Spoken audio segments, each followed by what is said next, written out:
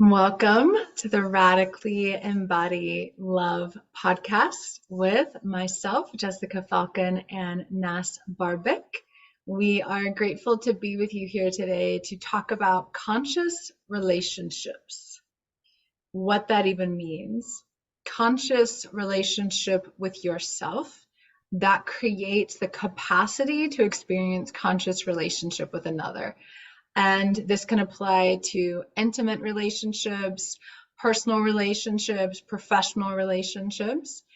And the more consciousness that we bring to how we relate to another, the more freedom we get to experience in each of those relationships to be who we are, to express ourselves, to be heard, and we give that to the other person too. Because a conscious relationship means both people are conscious and that you can bring your own consciousness into that to create the capacity for the other to respond or not. And then you decide whether or not you want to be in that relationship. So that's what we're going to dig into today.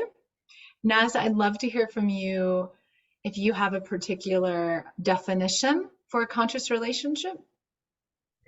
Thank you, Jessica. So I think conscious relationship requires at least two people be aware of their thoughts, feelings, need, and be able to communicate it from an empowered place.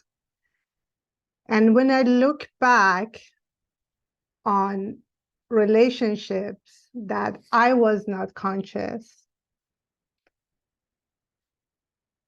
then I could not possibly experience the deep connection that I was seeking in those relationships. Always knew there was something was missing. And when I learned to put the attention on myself, what was missing from within my own consciousness.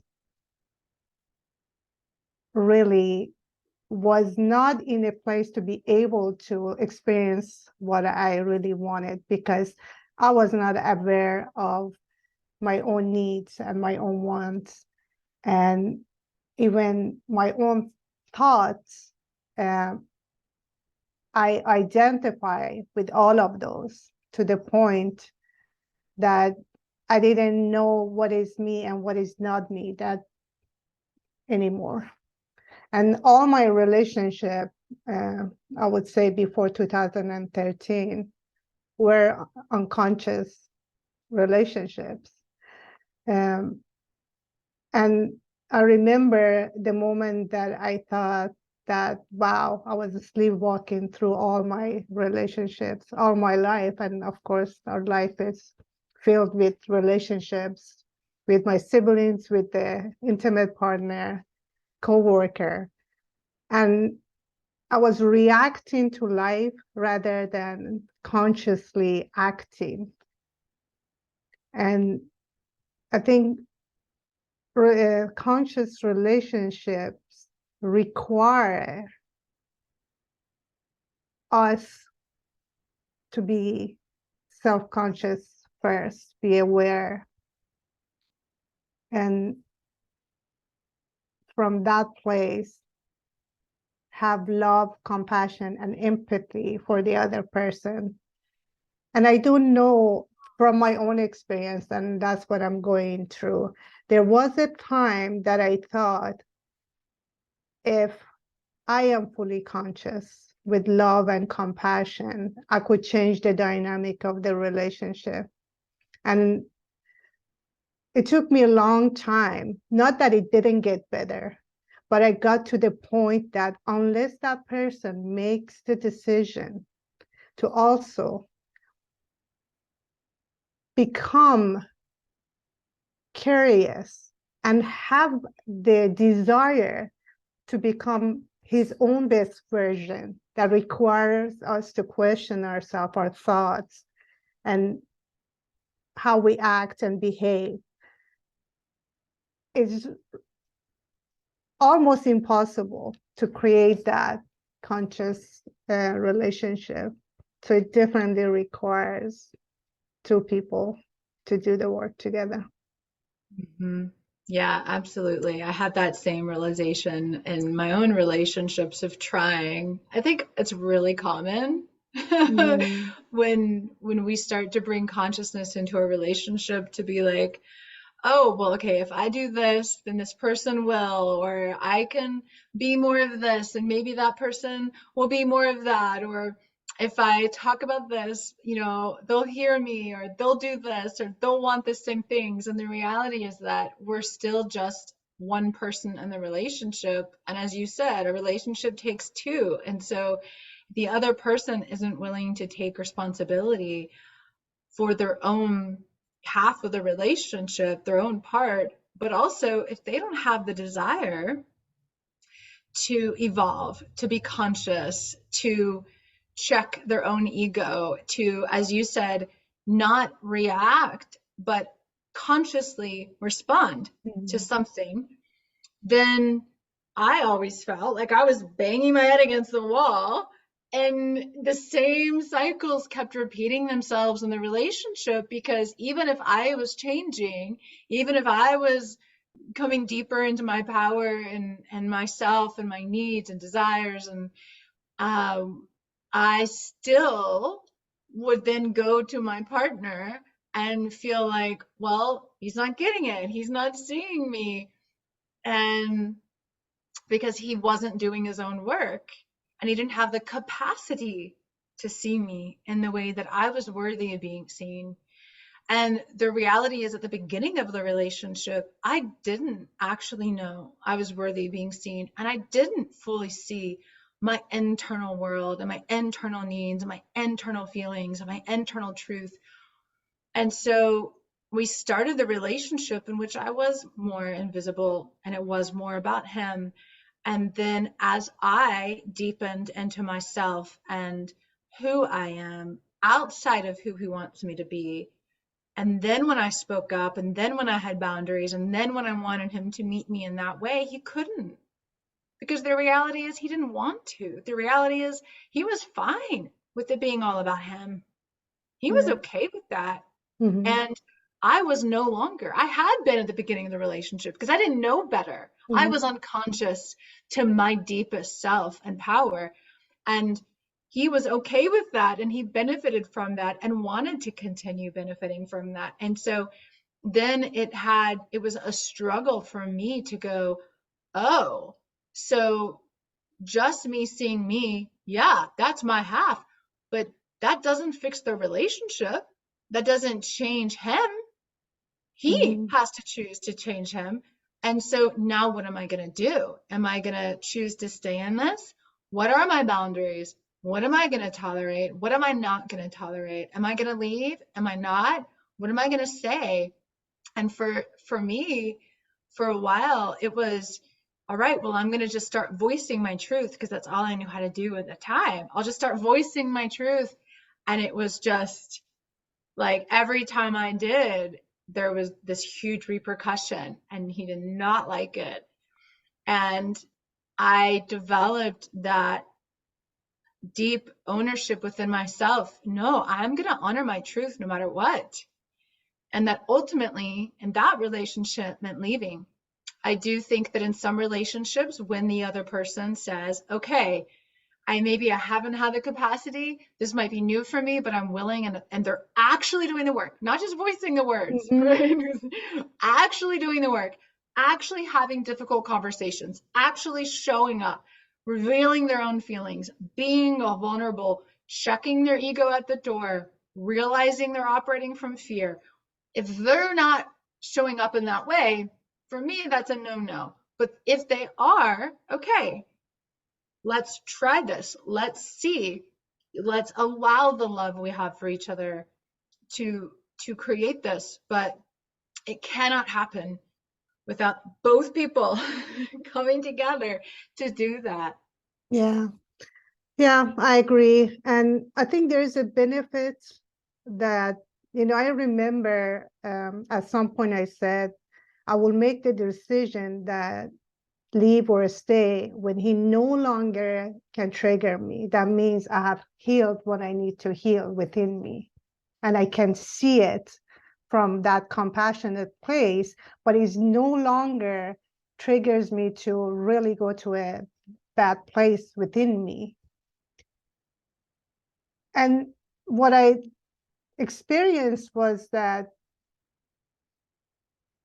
there was a potential to grow there, but at the same time, what got us together, attract us together, which was in a way we both were emotionally unavailable. We were not self-aware. No longer for me existed. And naturally the attraction went away because I was no longer attractive to him and vice versa, because what got us together unknowingly was changing, at least in one person, which I think, as you mentioned, is exactly why it requires both people be willing to do the work. And it's not that what was inside of me was very different from him. And I think that's why we got together. I didn't know that at the beginning. I was blaming him for not being emotionally available and everything that I blamed him. But when I started doing my own work, I realized what I was witnessing within him is within me. And that's what I need to work. And as I was doing my work and was healing, from trauma of my childhood and becoming more aware of myself and becoming more, in a way, online emotionally, all that, he couldn't relate to me anymore. So that they can be that relationship and intimacy and connection by the fact that one, I was totally going to a different path than, and he was not willing to try or meet me halfway. So it does require at least the other person be willing. And as you said, be willing, meaning be committed to doing their own work, or at least admit they do need help. I want to do some work to see the other side, and maybe they want to join the other side. But I know that I saw, at least in my own experience, a couple of times that my partner showed interest, but it wasn't enough for him to stick with the work, and decided, I stick with the, is it blue pill or a red pill sort of thing? Do I want to go to this side or that side? This side needs a little bit more work, and I really need to, put some effort, get to know myself. I think I'll just stay where I am and just, so yeah. It's interesting because, a lot of us want, right, conscious relationships. And then what I've noticed is that it can be really easy to then run away from them because these difficulties can show up. And I was reflecting on this earlier this week, ironically. Something kind of came up in my life that made me think about this, that, we can have these quote fun relationships or easy relationships or quickly, start falling into relationships, really, this whole idea of falling into love. Personally, I have no interest in falling in love. I prefer only to rise in love. To me, that requires consciousness. And in the past, I would fall into relationships and I would just kind of enter them with those blinders on. Oh, it feels good. Oh, it's easy. Oh, it's this. Oh, it's that. But it was sometimes so, quote, easy at the beginning because I wasn't standing back and observing, is it what I want? Questioning how I felt, checking in with my body, my intuition, my discernment, saying what I needed. I would let things slide. Oh, I don't want to say that. Or, oh, well, that's all right. It's okay now. So all these things at the beginning of a relationship, we tend to let slide Mhm. not say anything about because, oh, well, okay, oh, everything else is so good. And the problem with entering a relationship that way is that it then becomes the pattern in the relationship. We let this slide, we let that slide, we let this slide, we let that slide. We don't say this, we don't speak that truth, we don't express this need, we don't show those feelings. And then we find ourselves stuck or lost, or what happened to me, or why am I now in this relationship I don't want to be in? And it's because we didn't enter it consciously. It's because at the beginning we were so focused on the other, usually, and the newness and the swept up in that feeling without maintaining an anchor in ourselves and being conscious about our own internal experience in the midst of the relationship. And when we start to bring, at least when I started to then bring consciousness into my inner world, then I would start to say, well, that's actually not okay with me, or I can't tolerate that, or this is my need. And they'd always be like, well, you never said that before, you never wanted that before, that's not fair. And and that's something about conscious relationships that we forget, is that we are constantly evolving. And when we desire to be in a conscious relationship and truly devote to that, we have to let the other person be who they are in the moment and not keep them tied to who we want them to be, who we expect them to be, to how they've been before, to what they've done before. Well, you've always done it that way. Therefore, when you don't, I'm upset. Or when you don't act this way, I don't know who you are.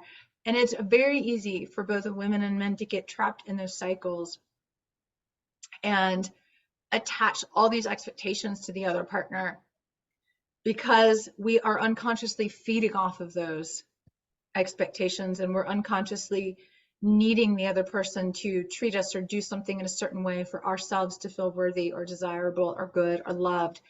And so we then demand unconsciously even that the other person be who we Mhm. want them to be, or we feel that from them, and we lose freedom in a relationship. We lose consciousness. Mhm. And so to me, then the work to both enter into and maintain or create consciousness in a relationship requires sovereignty, individual sovereignty. And I truly, deep in my belly, believe that the only way to experience freedom in a relationship is to be sovereign, for each person and the relationship to be sovereign. Because to be sovereign is to be consciousness, but it's even more than that. It is to source love and belonging and acceptance and safety from within, so that you are no longer requiring or demanding or needing another person to be any different than they are. It doesn't mean you don't have standards or boundaries. It doesn't mean you don't have desires in a relationship. It means that you are willing to act on your own behalf. You are willing to honor your own truth. You are willing to honor their truth, that you will not place those on the other person to imprison them, say, and that this is who you're supposed to be. You allow them to be who they are, and you consciously choose to maintain the relationship if it serves both people, rather than feeling like you have to sacrifice or deny yourself, or they have to sacrifice or deny. And what that ultimately means in a relationship is that we have to release our attachments and codependencies, which are quite common in this world, um, and really become our own source of love and authority. And that requires really deep emotional work. It requires really deep self-responsibility and self-accountability, and loving ourselves enough to, in a conscious relationship, when it's safe to be vulnerable, to say, this was my ego, this was my fear, and I might have messed up or I might have contracted because of this, but I'm willing to show you that because I know that that doesn't make me unworthy and that doesn't make me bad. It just makes me human. So can we move through this together? Yeah, that's beautiful. And for that to happen, we need to feel safe in that relationship and feel Absolutely. seen and not judged in a way. But as you were saying, I realized it is just being acceptance at each moment where we at and having love and compassion, even for in my case, for my partner who didn't marry this person for sure. So, and then I cannot have the expectation unless he is willing and see the joy and benefits of doing his own work for him to do anything just for me, Mhm. but for the benefit of our relationship. And if the other person is not willing, it's just mean that it's not the end of the world. You can honor what you had together and honor what it was. And I always think he was a blessing in my life because he actually became the catalyst for me to awaken, and what I was going through. And so I honor that, but also I need to honor myself that this no longer serves me. And as you mentioned, and I think that's something that both of us highly recommend for anybody before get into a relationship, to find their own joy and happiness and well-being. And from that place, we want to share that love and joy, not to rely on anybody to make us happy, to bring that joy to our life, but to be in a place, that independent place that we feel great where we at. We just want to share it with somebody else rather than waiting for someone to come and save us from our own unhappiness or expectation that we have someone. If we have someone in our life, and we all do that, we have this expectation that we want to get in a relationship expecting that person is going to make our life in better in some way. But the truth is, we take ourselves anywhere we go. What is within us is going to dictate what's going to happen next, not the other person. And unless we do the inner work and be in a great place before getting in a relationship, we can have a tendency to just get in dysfunction relationship because we don't ourselves have become a best version of ourselves, what we want in life, to share it with somebody else. It is harder, when we're already in a relationship to make it conscious, as you're kind of describing, like you became conscious, but your partner didn't. And that's Mm-hmm. what has ultimately led to that separation. And it is harder because unless the other person is willing to become conscious, then the person who has become conscious has to decide, is this okay with me? And is this what I want? And sometimes, as you know, the answer is no. And it was the same for me. I became conscious in the middle of a relationship. I was already conscious. Like obviously, this is not black and white. You were already conscious before as well, but we became more and more conscious as to our own self and our own needs and our own desires and feelings, and therefore we shifted our capacity. And if the other person didn't also shift the capacity, it led to, in both of our cases, separation. I have and do believe it's possible that both people can become more conscious and do that work together. But again, that's where it comes back to both. And what I see people suffer with is the suffering is I've become conscious, this person's not, and then not being honest about that. And it creates suffering because then we're hoping for something that may never happen versus being realistic about the reality of who they are and who you have become and the reality of the relationship. And then people can stay or feel stuck without recognizing their own power to decide. their own power to decide what to do and how to respond and what they want. And a conscious relationship, regardless of where it takes you, we have to ask ourselves what we want. We have to know what we want. We have to have that inquiry into, is this what I want? Is this what I want to even be in a relationship? Is this what I want? And not, for me, I have no desire to be in a relationship out of need. Because I do not need another person. I want to want them. I want it to not fulfill me. I'm already full. I'm already complete and whole. I want it to expand me into even more love.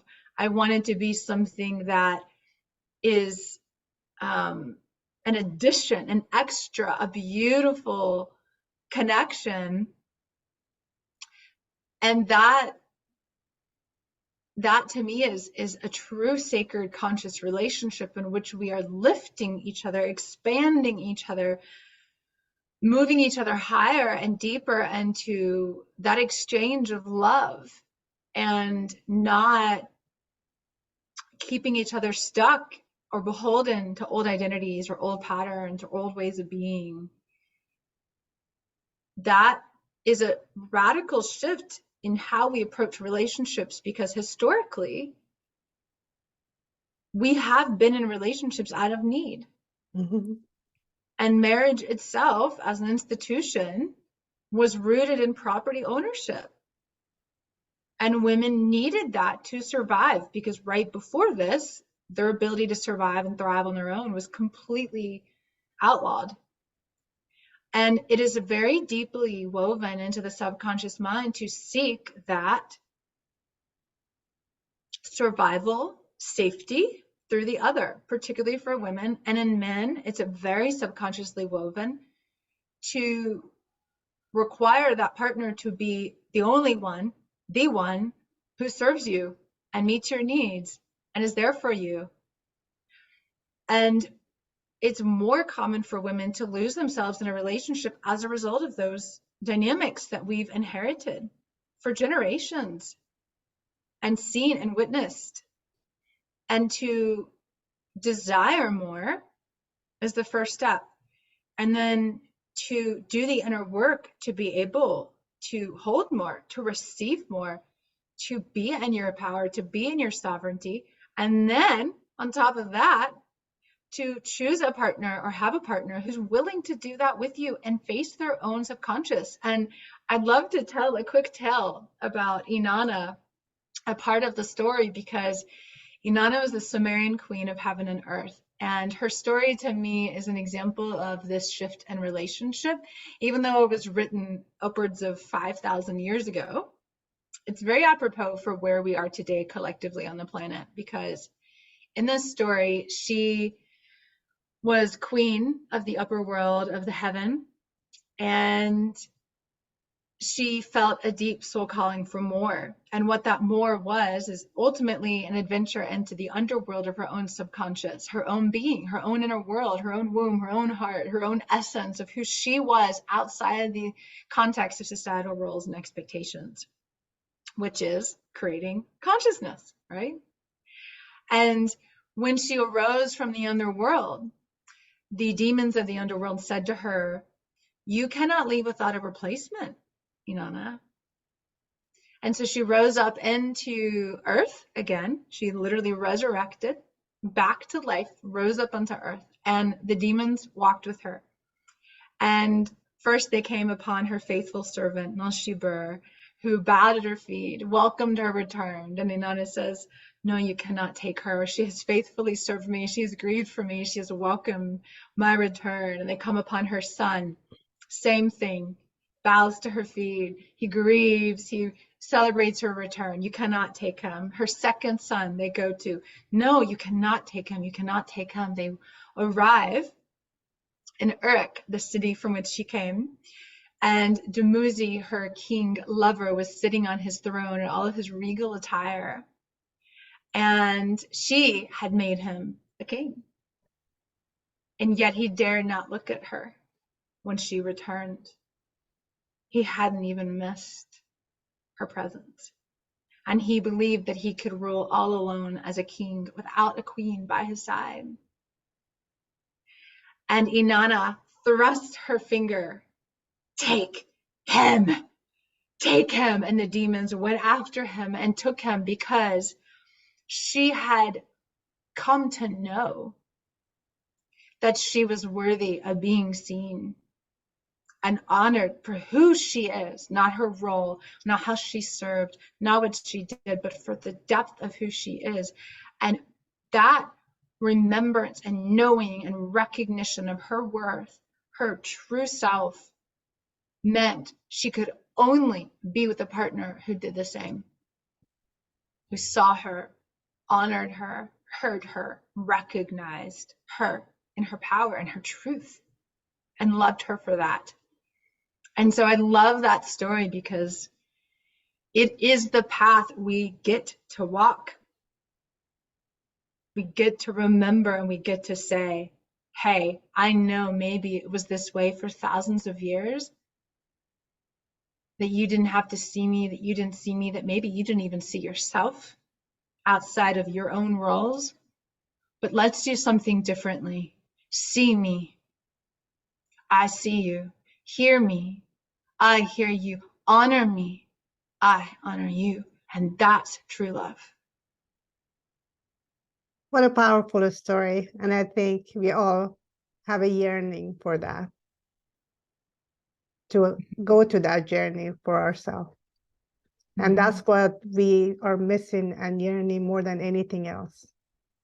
It is the quintessential journey. It's thousands of years old. This is the journey of the ancient feminine. That's why, I mean, I personally create and design all of my coaching and programs with that journey in mind, with these ancient myths in mind, because I believe these ancient stories contain so much wisdom that is already embedded in ourselves. We just have to remember. We just have to remember what is possible. And we've been in a very dark period collectively in relationship, both to ourselves and others. And we can't, just like we can't continue the medical system as it is, we can't continue the financial system as, we can't continue the political system, the education system. It's the same for relationships. And quite frankly, I know that a huge part of what I desire to do with people, and I know you're also very passionate about relationships, Nas, and helping women in particular really choose consciously what they want in relationship so that they can create the ones they want.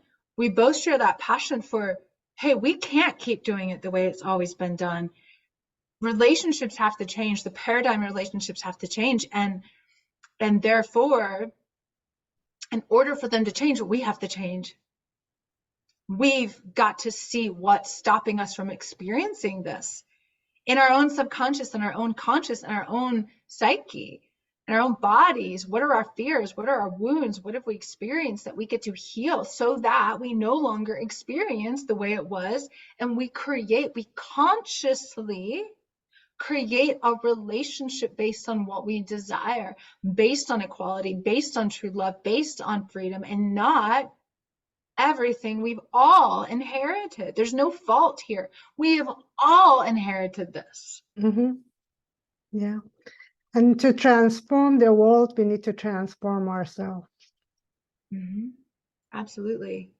It's the only way. I mean, I know that kind of before we started recording this, Ness and I were having a discussion around humanity and the world that just kind of came up when we were checking in with each other. And Ness, one of the things, is it okay if I say? Oh, please, yeah. Around humanity, and sometimes it can get really depressing or sad to look at humanity and the state of humanity and what the world's experiencing, and also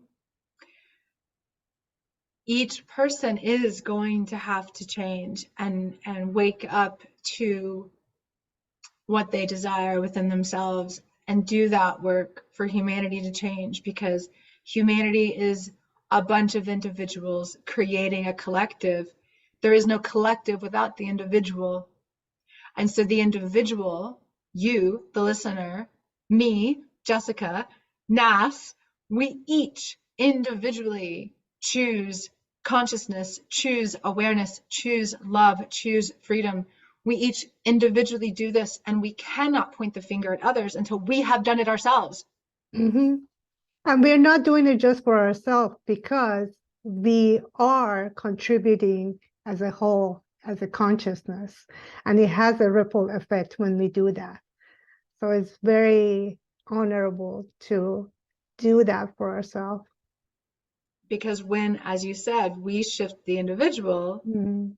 we do this for ourselves, but we shift the collective through our individual consciousness. And even more than that, you know, when we do this, when we return to this recognition of our sovereignty, of love, of truth, then that is the ascension of our soul, which, yes, affects the planet, but is our coming home. It's our coming home to ourselves. It's our coming home to the divine within. And that journey, to me, is why we're here in many ways. And so it is anything but selfish to turn your eyes inward and go within. We're so acculturated to believe that it is selfish. So I just want to address this briefly, Mm-hmm. because we are so told that it's selfish to think of yourself and ask for yourself and have your own needs and all of these things, all of this cultural programming.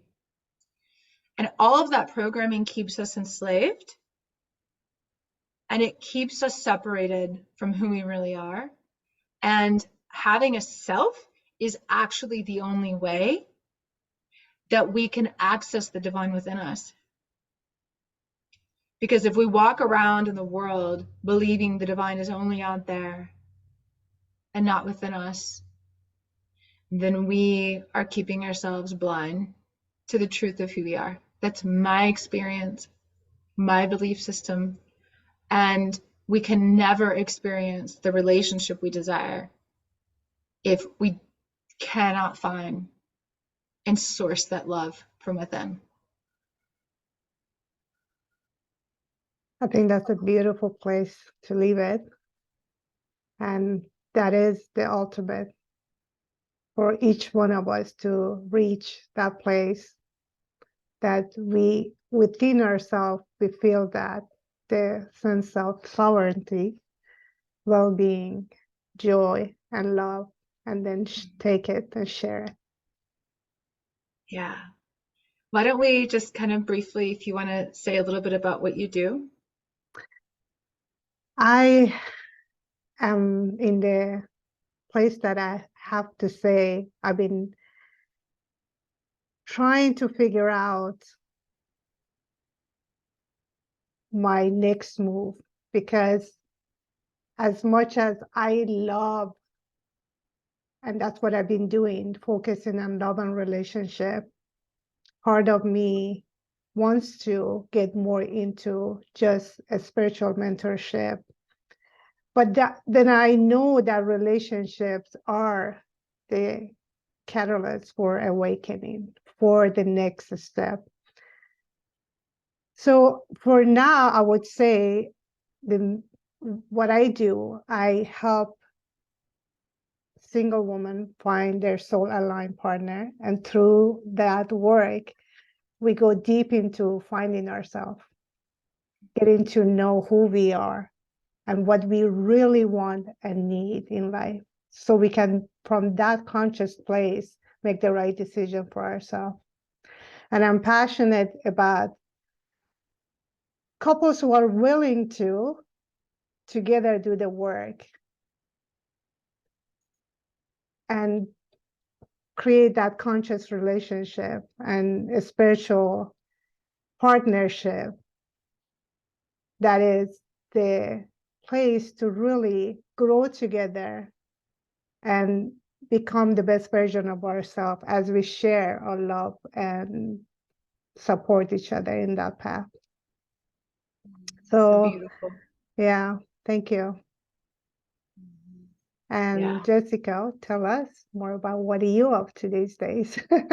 Yeah. So, particularly as it relates to conscious relating, the so much of the work I do is for men and women, but it's healing the wounds of the feminine because these are the wounds that have kept us from our true self.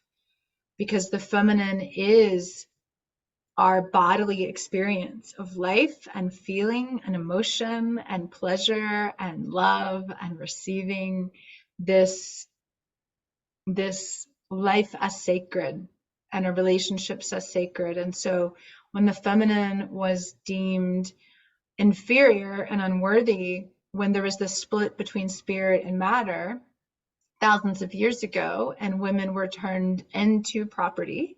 It just feels so weird and hurtful to say that, but it's true. Hmm. We can't deny the truth. That it created these belief systems that to this day we are subject to, particularly in our subconscious minds, though there are still very many conscious belief systems that we have as well that keep us enchained to old relationship patterns, old ways of being that do not serve love, true love. They are what I call false forms of love. And and so it's really about going into through these ancient myths, particularly Inanna, the story of Inanna. It's really about going into the subconscious, going into the body, going into your inner world and seeing yourself with new eyes and ridding yourself lovingly and compassionately of the beliefs and programs and conditioning that is not your truth, that is not the truth of your soul, your divinity, and choosing how to then create the life you want based on your truth, whether that be a relationship or not. I have some clients who are single, not in a relationship, some clients who are going through relationship struggles, some clients who are recently divorced. So it's not relationship specific, it's the relationship to self that shifts the relationship in life and to life, so that you can reclaim your sovereignty, your sovereign power, and experience that ecstatic freedom that is our birthright when we are fully aligned with the truth of who we are. Yeah. And I think the work that you do is deep because there is the part that, we read a book, we have the knowledge, it still is not showing up in our life. And I know I've been there, but it's just that how to embody that and how truly move through that is different dynamic that we can create with. Mm-hmm. Yeah, thank you for saying that. It's really, the depth piece is just who I am. Mm. You know me well enough to know I'm anything but shallow. Like shallow things are kind of boring to me. That's great. That's so great, shallow water. But I want to be in the deep end. So, and it is one thing, for so long in my own spiritual path, I had all these ideas of, and I imagine it's similar for you based on things we've shared, that all these ideas around spirituality or relationships or consciousness, but hearing it and understanding it was one thing. Mm. But to actually feel it, to actually experience it, to actually know it is a whole other ball game that takes that embodiment and that devotion Mm. to really do the inner work to experience that and Yeah. devote to that, to devote to self. Hmm. Yeah, I know for me, and I love that word, devotion to yourself, is the more I spend more time to get into my body and get to know myself, the more I found out that it's taking me even deeper to the truth of who I am. And I do admit sometimes it, because as you said, you have to go to the deep. It needs courage, right? It can bring fear. And I have been struggling with all of that in each step as we go deeper and deeper, but it's totally worth it.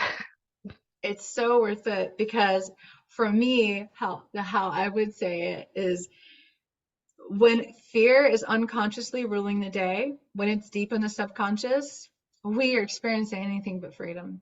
Mhm. We cannot experience freedom and be tied to fear. And so when we do, and we have the courage, as you said, I love that word because courage, the root of the word is liqueur, which is Mhm. heart. Mhm. So we have the heart, the cosmic heart, right? We have the Yeah. heart to do that, to look within, to face those fears. Think of a lion, right? The courage of a lion, the heart of a lion, facing the fear. The lion looks right at the fear and it's like, all right, cool. There you are. It doesn't run away from it. Mhm. It faces it. Because when we face the fear with the power of our heart with courage, we can literally and energetically and emotionally dissolve that fear back into our deepest truth so that the truth overrides the fear and we walk straight through it. Yes. Thank you, Jessica. Love this conversation. As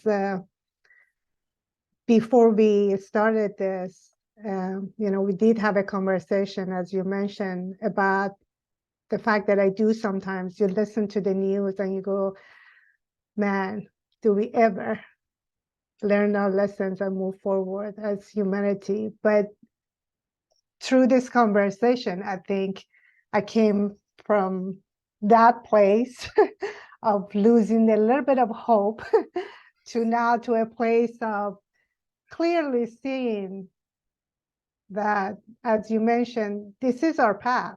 This is why we are here for. That's the whole purpose of our journey for each one of us to first find ourselves and through that help humanity and more connect to that source and oneness and tap into that, especially the days that it gets a little bit gloomy, gets a little bit heavy, right? Yes, we can do this. We One can. person at a time, We bring consciousness to the world through our right? own self, through our own relationships. Yeah. It's an opportunity we have that isn't easy all the time, but it does bring that joy and it does bring that. Yes. And I think you got frozen, Jessica. So maybe this is a good time. We're going to give Jessica a couple of minutes. Oh, here you are. You Here I got am. frozen. Internet, talk about weather. Yeah, maybe we should wrap this up then. I know Yes, we could talk about this all day long. I know. Yeah, this was great. Thank you, Jessica. Thank you, as always. And Yeah. listeners, let us know what you think. Any comments, subscribe. You'll get notice of all new episodes. And we appreciate any reviews so that we can hear from you and let your friends know. Yes. Thank you. Mwah. Bye. Bye.